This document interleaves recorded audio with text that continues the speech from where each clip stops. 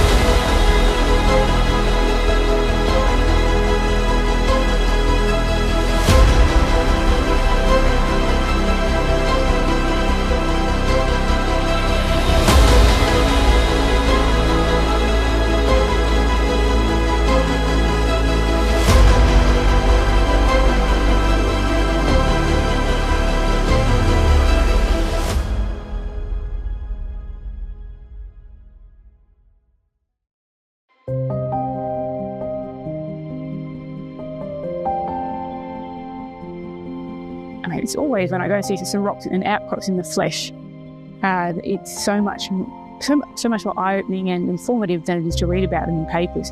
And absolutely the case with this one when I came to see them after that paper was published. Meet Dr. Abigail Allwood, astrobiologist at the NASA Jet Propulsion Laboratory. Dr. Allwood is here in Greenland to investigate recently published findings of possible stromatolites, or microbial fossils, dating back to 3.7 billion years ago. I very much doubted that interpretation, and I thought, well, we need to do two things. We need to put a paper out, and secondly, we need to do a workshop and bring a lot of people out here to also see what their opinion is, reach some sort of a consensus on what the right interpretation was. Extraordinary claims require extraordinary evidence, and a finding like this requires further investigation. Dr. Allwood has gathered a team of astrobiologists and will now travel by helicopter into the wilderness of the Ishua Greenstone Belt.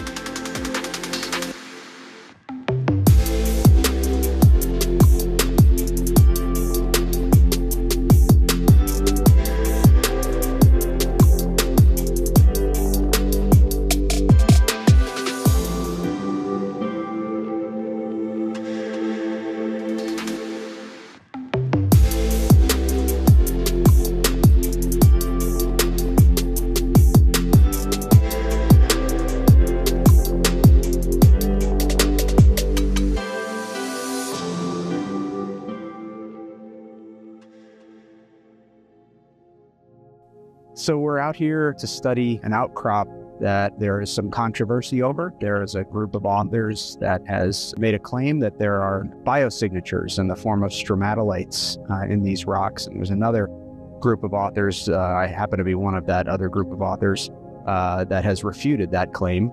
So we're out here in Greenland to study those outcrops in more detail and to try to get a sense of the geology that surrounds those potentially stromatolite-bearing outcrops and try to get a sense for what the ancient environment looked like at the time that those rocks were forming. The claim was such a big deal because if it proves to be true, then this pushes back the earliest signs of life in Earth's geological record by a couple of 100 million years. It means that the window of opportunity for life to emerge doesn't have to be very big.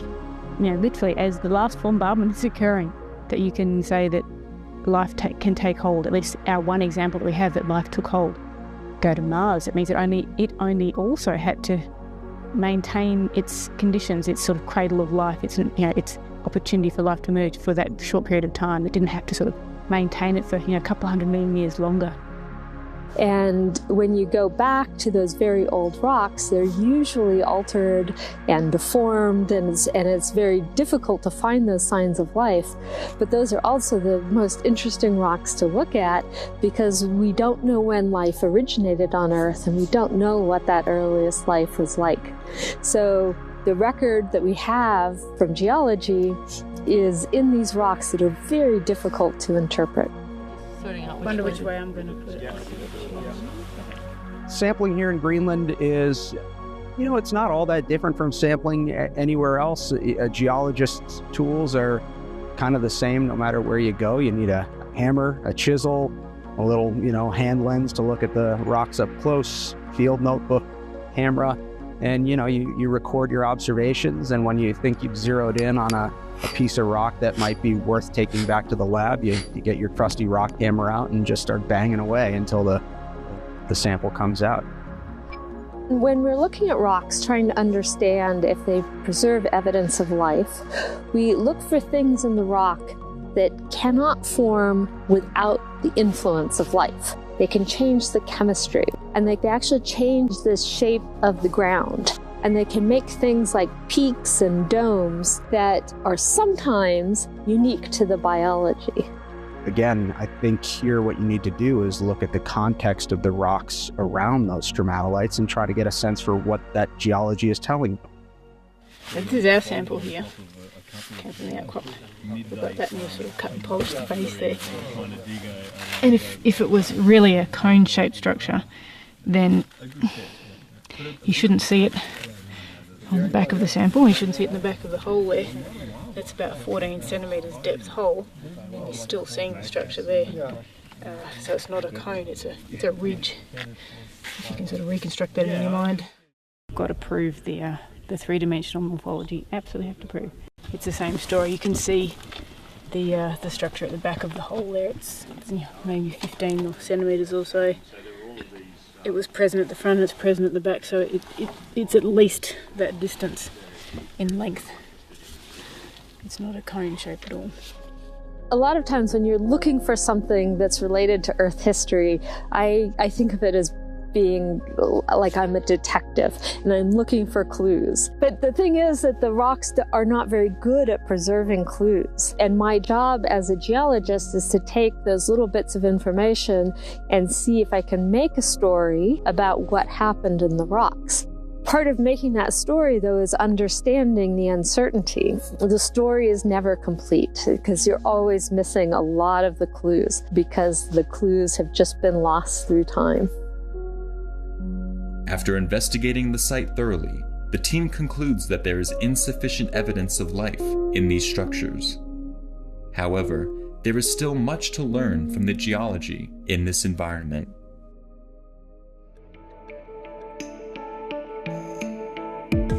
The rocks that we're looking at here in Greenland are similar, if not identical, in age to the rocks that we're going to be exploring with the Mars 2020 rover. We'd like to think that we can use the lessons that we take from studying the Earth's geological record and apply them when we start exploring the geology of Mars. One of the really interesting things about searching for life on other worlds is, as a scientist, I have to actually, when I'm looking for life anywhere, I have to actually have a model of what I'm looking for to help guide my observations. And so by looking at these places that are very difficult to interpret on Earth, we get that practice and experience of how do we look at something and what are the questions that we need to ask and what are the observations we need to take to be able to answer them. Any claim that is made about a biosignature on Mars is going to be debated. So I think that this workshop gives us an opportunity to exercise our ability to have civil disagreements over matters of scientific importance, because I think we're going to be doing much of that with the data that comes back from Mars as well.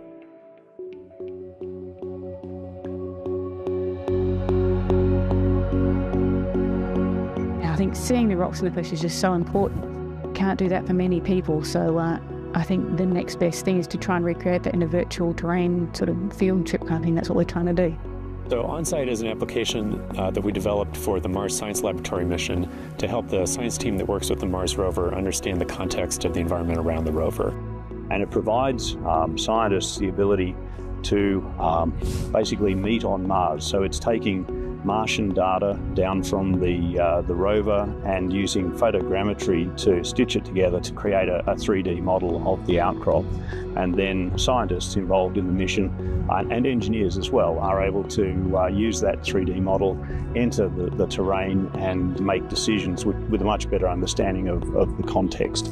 We're also using LiDAR imagery out here, which is something not available on Mars. So that's using a laser scanner to basically three-dimensionally scan outcrops and get higher fidelity data so that we can get some very accurate information. Yeah, so this is the map of the primary outcrops and the laser scans. This is the A outcrop here. There's the flag, there's the cut of the rock, and the other cuts. Now on Mars, it's a different scenario because we're limited to the instruments on board the rover. The rover doesn't have LiDAR. It'd be great if it did. So all we have are the 2D images to work with. 3D reconstruction from 2D images has been part of the Mars missions all the way back to Pathfinder in the late 90s.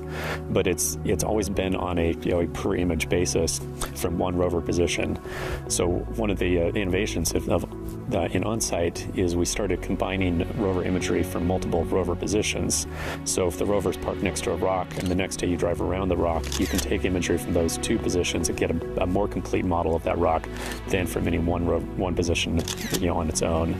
And the holy grail of this is to take all of the rover drives from landing to the current position, register them all together so you could walk from the landing site to the current rover position, seeing high quality 3D imagery all the way. So OnSite was started in the context of the Mars rover missions, but the capability that OnSite and tools like it provide is really, it's a virtual presence and situational awareness in an environment that's hard to visit. Mars is an extreme example of that, but where we are today in western Greenland is not quite as hard to visit as Mars, but it's certainly not easy. So you can imagine geologists going into the field to these remote locations and bringing back not only their written field notes and photos, but a 3D capture of the environment that becomes kind of an immersive field notebook that they can revisit, they can share with their colleagues and with the public and help to communicate what that environment is like in a way that's really hard to get without actually being there in the field. So I don't think this technology ever really replaces a human in the field. Whether or not humans will go to Mars is not my expertise. But if and when humans do go to Mars, only a select few will go to Mars. But with this kind of technology, they can bring along experts from Earth to extend their knowledge and share that experience with the public, so the whole world gets to go along, for the ride. So I've never been here before, and the landscape in this environment is just, my mind has been blown.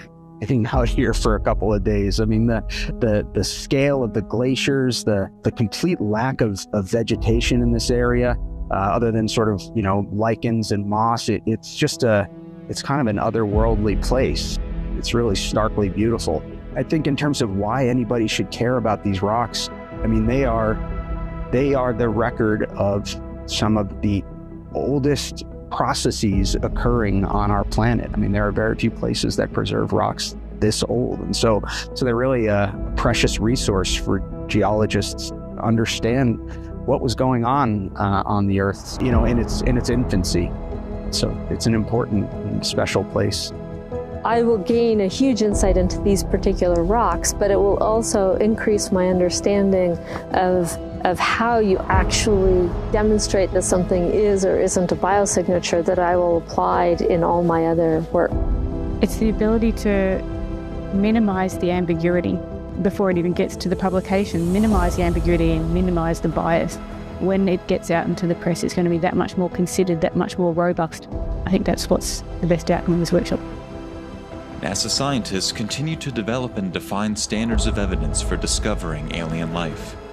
And expeditions like this will continue to inform our ongoing search for life on Mars, the solar system, and the universe beyond.